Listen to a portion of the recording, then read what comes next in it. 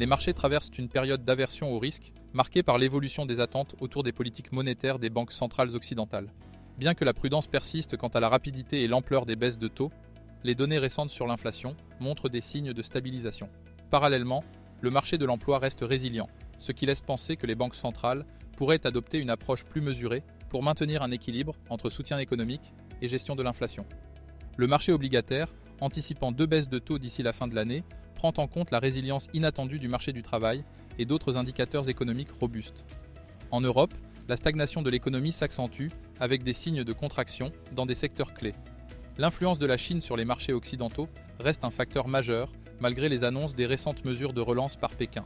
Aux États-Unis, les signes de ralentissement sont plus nuancés, avec un secteur des services fortement résilient, ainsi que des secteurs comme l'immobilier montrant un regain d'activité grâce aux anticipations de baisse de la Fed. Plusieurs risques continuent de dominer le paysage économique, avec quelques ajustements par rapport à septembre. Un ajustement plus lent des taux pourrait entraîner une volatilité accrue sur les marchés d'actifs risqués.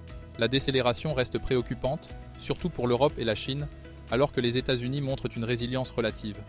Par ailleurs, les tensions au Moyen-Orient et les relations tendues entre la Chine et les États-Unis continuent de peser sur les marchés, avec des répercussions possibles sur les prix de l'énergie et l'inflation.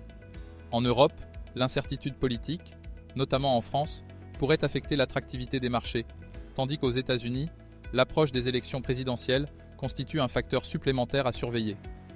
L'or demeure un actif attractif dans cet environnement d'instabilité géopolitique, ainsi que dans le scénario de baisse des taux des banques occidentales.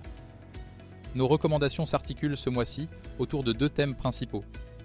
En réduisant les coûts d'emprunt, la Réserve fédérale stimule les entreprises, ce qui soutient les marchés boursiers, notamment dans les secteurs cycliques et de croissance. Sur le marché des devises, des taux plus bas affaiblissent le dollar, rendant les exportations américaines plus compétitives. Du côté des matières premières, un dollar plus faible favorise des actifs comme l'or et le pétrole. Ainsi, les investisseurs doivent réévaluer leur position pour tirer parti des opportunités, tout en gérant les risques accrus de volatilité globale. Les récentes baisses des taux d'intérêt par la Fed et la BCE devraient fortement soutenir le marché immobilier en Occident.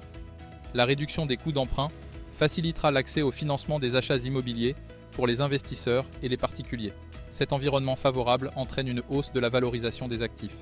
De plus, les investisseurs institutionnels sont attirés par l'immobilier, cherchant des rendements plus attractifs dans un paysage financier où les obligations et autres instruments à revenus fixes offrent des rendements limités.